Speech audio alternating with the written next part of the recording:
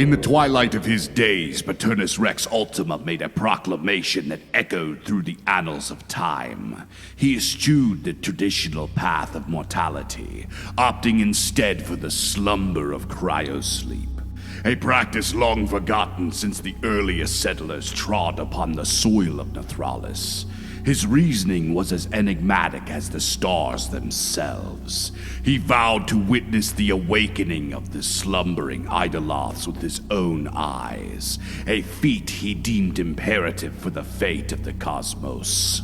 His descent into the realm of dreams, Paternus Rex Ultima entrusted his consciousness to the cold embrace of an artificial intelligence, christened the Omniarch. This mechanical sovereign, however, spoke in the arcane language of technology, rendering its words incomprehensible to mortal ears. To bridge this divide, 100 Theonic priests linked their minds to the machine, serving as conduits to translate its wisdom into the language of men.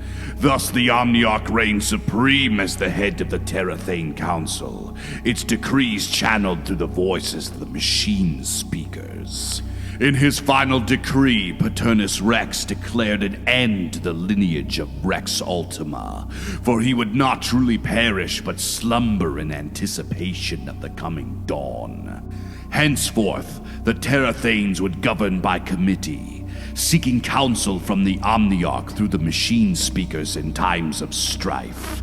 Amidst a galaxy plunged into mourning, the indomitable priest king, Theon Paternus Rex Ultima, was entombed within a grand cryogenic sarcophagus, nestled within the towering marble temple on the moon of Kalaz.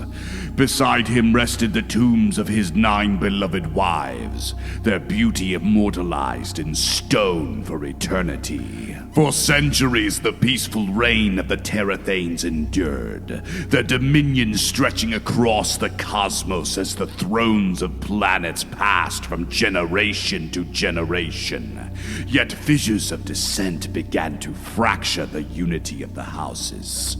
Some Thanes, known as Word Loyalists, clung steadfastly to Paternus Rex's final edict, while others, dubbed Crown Givers, believed him to be truly departed and sought the rise of a new Rex Ultima. Amidst whispers of betrayal and idolatry, the legacy of Paternus Rex hung like a specter over the halls of power, casting a shadow upon the stars themselves. As the millennia passed, the Omniarch, guardian of his spectral essence, stood sentinel over the tomb of Kalaz, its metallic visage veiled in the shadows of forgotten eons. Within its circuits thrummed the arcane knowledge of ages past, a repository of eldritch wisdom that transcended the boundaries of mortal comprehension. Yet even in slumber, the echoes of dissent reverberated through the Terathane Council, as whispers of treachery and ambition wormed their way into the hearts of men. The Word Loyalists clung fervently to the legacy of their priest king, while the Crown Givers, driven by dark ambition, plotted to usurp his immortal reign. In the tumultuous aftermath of the fracturing of power, the once mighty Royal Trade Syndicate cast off their shackles and rose anew as the Free Trade Syndicate, their coffers brimming with newfound wealth and influence. With cunning and guile, they maneuvered their way into the heart of the Terathane Council, their ambition unchecked by the fading glory of the Scions. As the balance of power shifted and alliances dissolved, Loth, a fallen scion haunted by the specter of his own inadequacy, sought solace in the pages of the sayings of Monai. In the desolate reaches of a distant world, he delved into the mysteries of the holy text, driven by a fervent desire to transcend his tainted lineage and grasp the true nature of existence. It was amidst his solitary vigil that Loth was ensnared by the whispers of Al-Nanok, a malevolent noctiphage lurking in the shadows of the dark void. With honeyed words and promises of unfathomable power, the dark entity seduced Loth with the allure of forbidden knowledge, revealing the bitter truth that lay concealed beneath the veneer of theonic supremacy. Al-Nanok said that if Loth disowned his lineage and grafted himself onto him, that he would unlock his fullest and truest potential. He would teach Loth the true nature of the cosmos and transcend his lowly nature as a genetic monstrosity in order to become a being of higher order. He would teach him how to die and be reborn in apotheosis called necrocosmosis, where one plunges into the fringes of the inner mind, the deep abyssal depths of the inner self that overlap with the feared reaches of the void sea. And in the throes of death, the transmutation purifies one's being of the oppression of Aetham and allows them access to its opposing but higher essence of Maltherium. And when risen, the Seeker is shown the enlightenment of the void, and by extension, oneself. An immortal being neither living nor dead that hears the wise whispers of the noctiphages. Far more powerful than any scion. An enlightened Phasmacht. Loth gleefully accepted the pact with Al-Nanok, and in a hideous blood ritual conceived in the mad, ageless minds of haunted space, Loth bled out from many lacerations, with Al-Nanok guiding his fading spectral form. He was drowned into the blackest pools of astral subnormality. He witnessed violent maelstroms of inconceivable cosmorphic unnamabilities. He saw that his ancestor Theon Paternus misunderstood the Monai and injected his own self-fulfilling half-truths. That the Idoloths he spoke of slumbering were not ancient beings of creation, but harbingers of destruction, and their awakening equates to the eternal subjugation of humanity across the cosmos.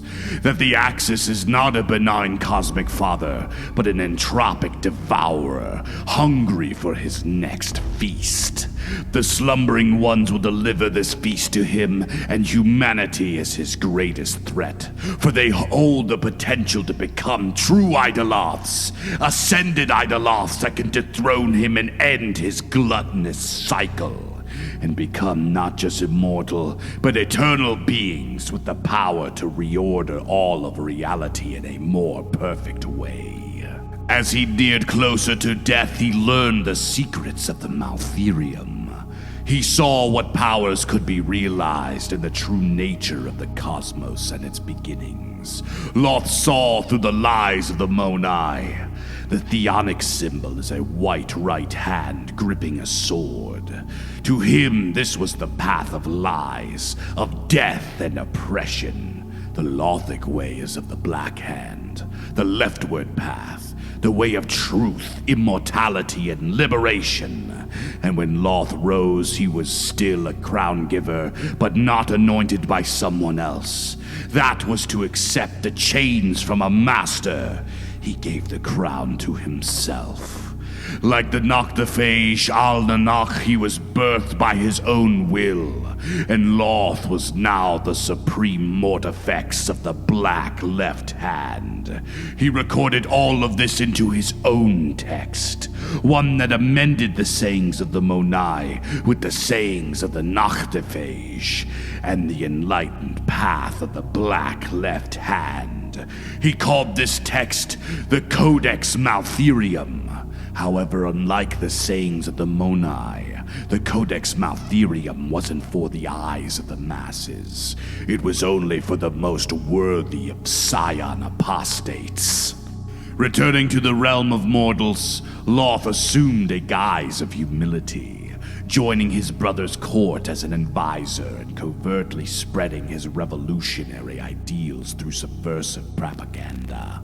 Under the pseudonym Trey Margrave, he authored the Libertine Manifesto, a manifesto of rebellion that challenged the oppressive rule of the Terrathanes and called for the emancipation of the masses. In the depths of cosmic tumult, Loth, scion of the Thrym dynasty, commenced a series of clandestine banquets and revelries, inviting the most radical adherents of the Crown Givers to Thrym's lofty halls. As their insidious influence began to weigh upon Loth's brother, the Terrathane, he too succumbed to the lure of radical ideology. It was during one such fateful gathering that an anonymous transmission pierced the veil of secrecy, coming from a guard stationed at the Ultima tomb on Kalaz. His ominous message bore dire tidings. The sacred tomb was supposedly bereft of its solemn purpose, devoid of the revered burial chambers it purported to house.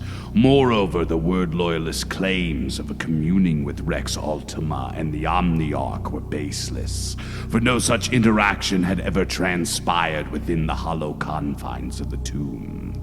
The guard's chilling message called for the ultimate repudiation of this charade, urging the obliteration of the tomb to expose the sham and compel the loyalists to crown a new Rex. In a parallel course of events, Loth's brother, in concert with Titus of Clune, conceived a daring scheme to enact precisely this plan. Yet word of their audacious endeavor reached the ears of the Loyalists as they approached the orbit of Kalaz. In a swift and decisive response, the Loyalist forces unleashed the fury of a world crusher upon Thrym's dominion, shattering the Thane and his meager fleet with a relentless barrage of coil gun fire. Though Titus had managed to escape the impending cataclysm, the Loyalists swiftly apprehended him upon his return to Clune, subjecting his realm to unmitigated devastation. The ancestral seat of Clune was razed to its very foundations, and the proud lineage of Terrathane Titus Paternus was ruthlessly extinguished. Loth arrived at Nethralis, his noble house on Thrym, all under arrest for their crimes. Revolutionary libertines under the guise of deceit aided the Loyalists in ensnaring any who dared to flee. The cataclysmic assault upon Clune, where billions perished, served as the call that ignited the flames of revolution. Across the system, libertines rose in defiance, storming palaces and sowing the seeds of insurrection. But the Scions, stalwart defenders of tradition, met their challenge with steel and fire, plunging the streets of every planet into the crucible of war. Amidst the chaos, the prison ships bearing the crestfallen remnants of the Clune and Thrym lineage entered orbit of Nethralis, unwitting heralds of further devastation. In a fateful moment, as Loyalist scions were commanded to lay down their arms, a signal was sent to waiting cells of libertines upon the prison ships, all of whom carrying nuclear warheads within their bodies. At the command, the terrorists triggered the bombs, obliterating the prison ships in a cataclysmic inferno. Thus the houses of Clune and Thrym were consigned to the annals of history, their once proud legacies reduced to ash. Loth, emboldened by the fury of righteous indignation, stood before the assembly and delivered a stirring oration, lamenting the genocide visited upon his kin and the people of Clune. With impassioned fervor, he called for the expulsion of the Scion cult from the hallowed halls of Nethralis and their fanatical beliefs in the Monai superstition. He declared himself the harbinger of democracy, relinquishing his claim to power and pledging to serve as the emissary of the people. With the fervent zeal of a true believer, Loth cast off the shackles of tyranny and embraced the mantle of leadership, revealing himself as Trey Margrave, the visionary behind the Libertine movement, as he beckoned the Libertines to join him in a new era of enlightenment. But in secret, Loth, now the supreme Mortifex, assumed his throne, orchestrating a cabal of the sinister Phosmarked. In their dark machinations, they escalated the strife that tore the galaxy asunder, sowing discord and chaos in the name of liberty. And thus, amid the swirling tempest of war, the cosmos plunged into the darkest of all ages.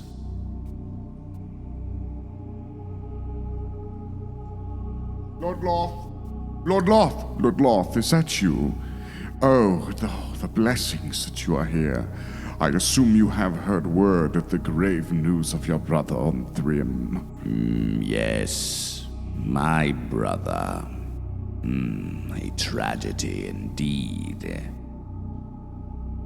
Lord Loth, I don't understand. We are at war. War, yes. Some would call it war. Others, the purging of a virus. A virus? Lord Loth, forgive me. How do you mean? Loth. What a dreadful name. Let me ask you, my boy, do I look like a Loth to you? I am unsure what to say. Pathetic you are! However, you shall soon learn, as we all will learn, that a new epoch is nigh. One where we cast off the yoke of the Theonic Order and their archaic superstitions. Soon we will all be free. Can you see it, my boy? I can see it. And it is beautiful. However, the name Loth shall never again escape your lips. From this day forth, you shall address me as Your Excellency, the Supreme Mortifex.